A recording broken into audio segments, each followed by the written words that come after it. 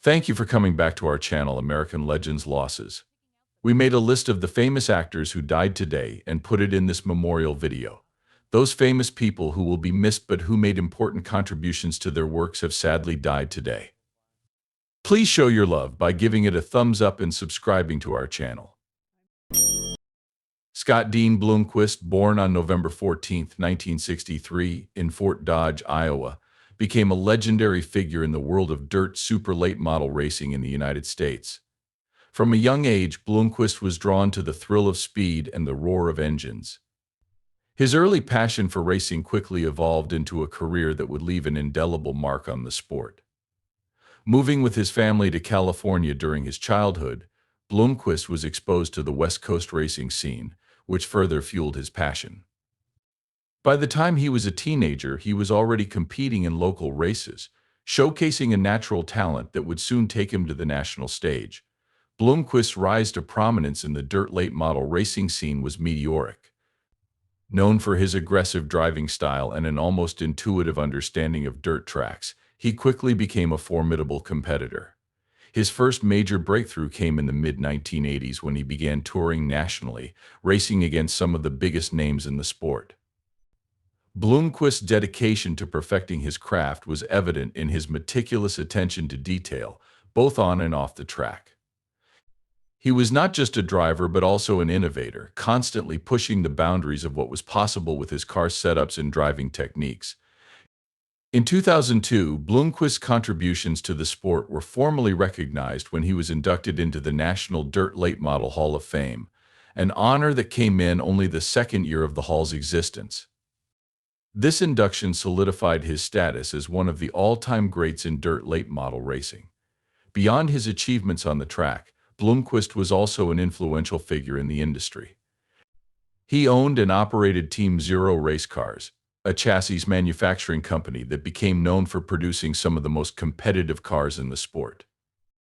His influence extended beyond his own racing career, as he played a pivotal role in shaping the future of dirt late model racing through his innovations in car design and setup. Bloomquist's career was marked by numerous victories and championships, earning him a reputation as one of the most successful drivers in the history of the sport. He was known for his ability to dominate on a wide variety of tracks, adapting his driving style to suit different conditions. His success on the track, combined with his contributions to the sport off the track, made him a beloved figure among racing fans and a respected figure among his peers. Despite the many challenges he faced throughout his career, including injuries and the ever-present competition, Bloomquist remained a dominant force in dirt late model racing for over 3 decades. His commitment to the sport and his relentless pursuit of excellence made him a true icon in the racing world. Scott Dean Bloomquist passed away on August 16, 2024, aged 60 years, leaving behind a legacy that will be remembered for generations to come. His influence on the sport of dirt late model racing is immeasurable, and his contributions to the industry have left a lasting impact. Bloomquist's name will forever be synonymous with the thrill of dirt track racing, and his memory will continue to inspire future generations of drivers. Nick James Mileti, born on May 22, 1931, in Cleveland, Ohio, was a multifaceted individual whose influence spanned law, business, sports, and literature. Growing up in a tight-knit Italian-American community, Mileti was instilled with a strong work ethic and a passion for his hometown. His academic pursuits led him to earn a law degree, setting the stage for a successful legal career. However, Mileti's ambitions extended far beyond the courtroom.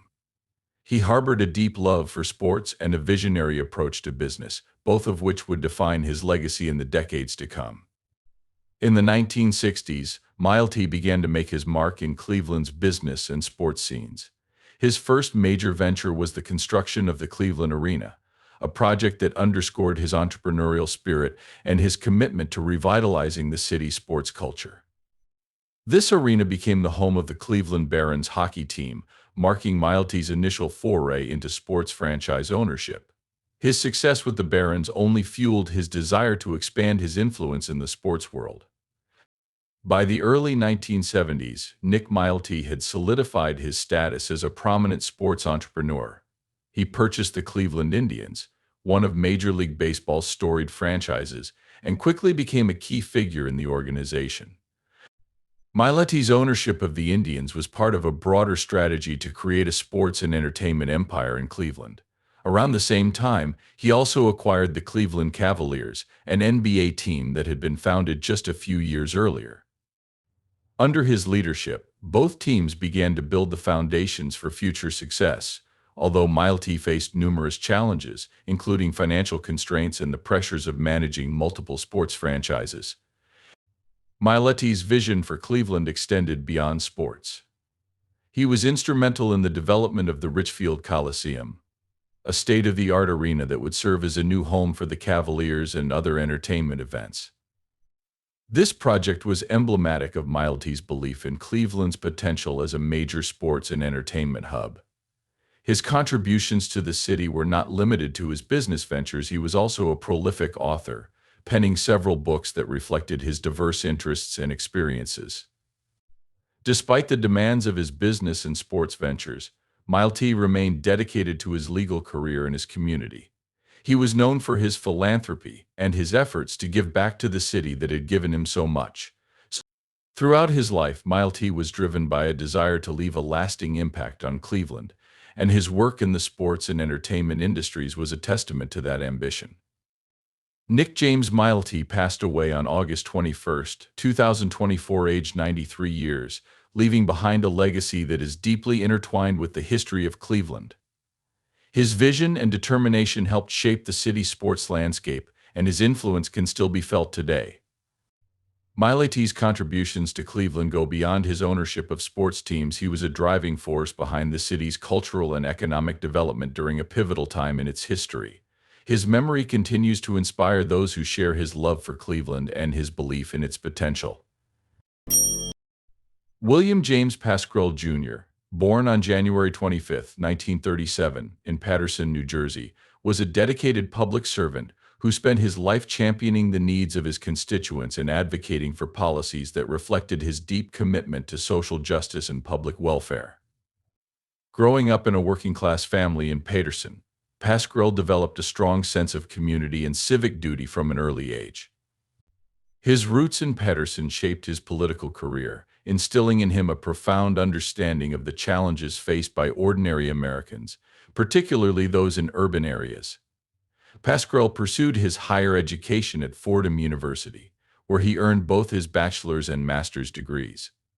He then returned to New Jersey, where he began a career in education, teaching high school before eventually moving into administrative roles. His experience in the education sector fueled his passion for public service and led him to seek political office. In 1988, Pascrell was elected as the mayor of Paterson, a position he held until 1997. As mayor, he focused on revitalizing the city's economy, improving public safety, and enhancing educational opportunities for the youth. His tenure as mayor was marked by significant efforts to tackle crime and foster economic development in Paterson, earning him a reputation as a pragmatic and effective leader. In 1996, Pascrell decided to take his dedication to public service to the national level by running for the U.S. House of Representatives. He won the election and began serving as the U.S. Representative for New Jersey's 8th Congressional District in 1997, later representing the 9th District after redistricting. Throughout his nearly 3 decades in Congress, Pascrell was a staunch advocate for healthcare reform, veterans' rights, and economic policies that favored the working class. He was particularly known for his work on issues affecting urban communities, reflecting his deep ties to Paterson. As a member of the Democratic Party, Pascrell was also a vocal supporter of labor unions and fought for policies that would protect workers' rights and improve job security.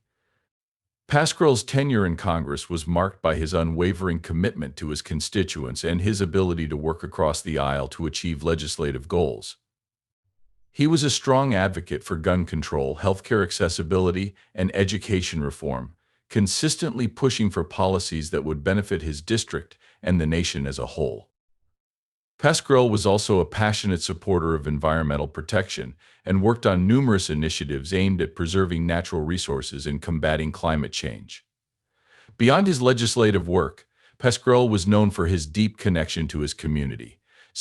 He remained active in Paterson throughout his career, often returning to his hometown to engage with constituents and ensure that their voices were heard in Washington.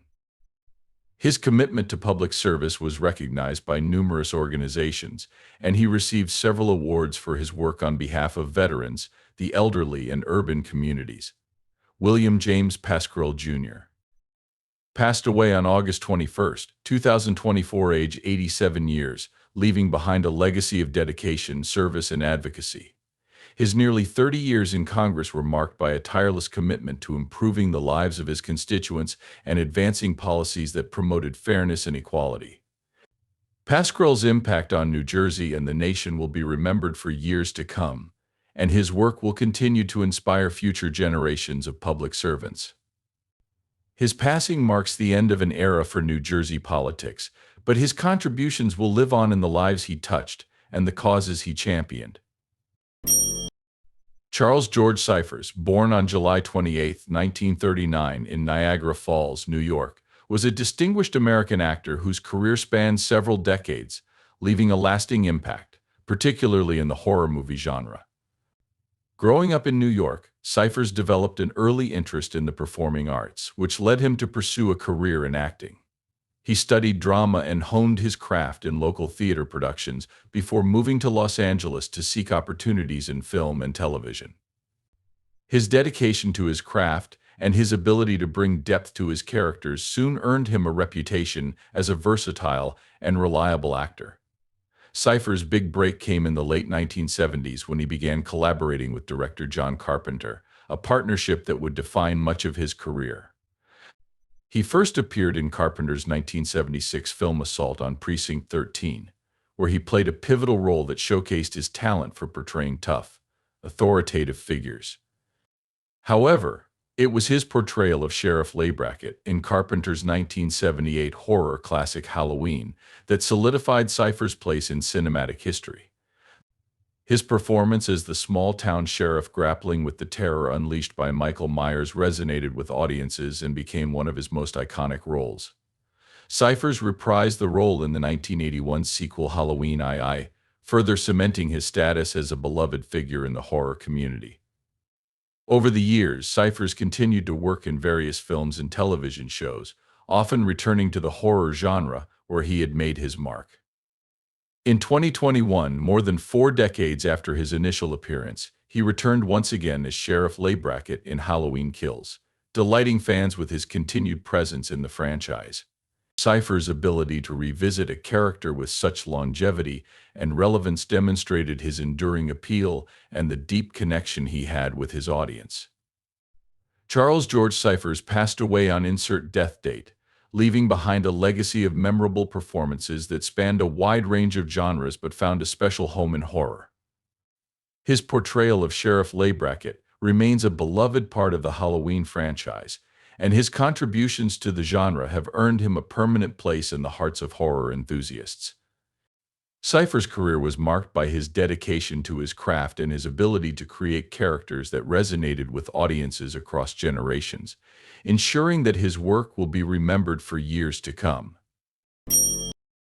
David Soul, born David Richard Solberg on August 28, 1943, in Chicago, Illinois, was an American-British actor and singer whose career spanned over 5 decades.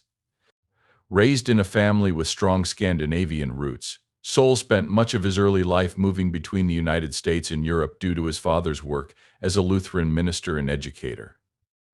This international upbringing exposed him to a diverse range of cultures and experiences, which later influenced his artistic pursuits. Initially, Soul attended the University of the Americas in Mexico City, where he developed a passion for music and performance, eventually leading him to change his stage name to David Soul. Soul's first foray into the entertainment industry was as a singer, and he found early success with his smooth voice and charismatic stage presence. However, it was his transition into acting that would bring him widespread fame. After a few minor roles on television, he landed his breakthrough role in 1975 as Detective Kenneth Hutch Hutchinson in the hit television series Starsky Hutch. The show, which ran until 1979, became a cultural phenomenon, and Soul's portrayal of the cool, level-headed detective alongside Paul Michael Glazer's more impulsive character made the duo one of the most iconic on-screen pairs of the era.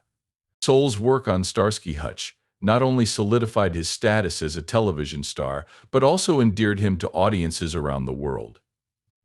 In addition to his acting career, Soul continued to pursue music, releasing several albums that enjoyed commercial success, particularly in the United Kingdom, where he eventually settled. His hit singles Don't Give Up on Us and Silver Lady topped the charts, further showcasing his versatility as an entertainer.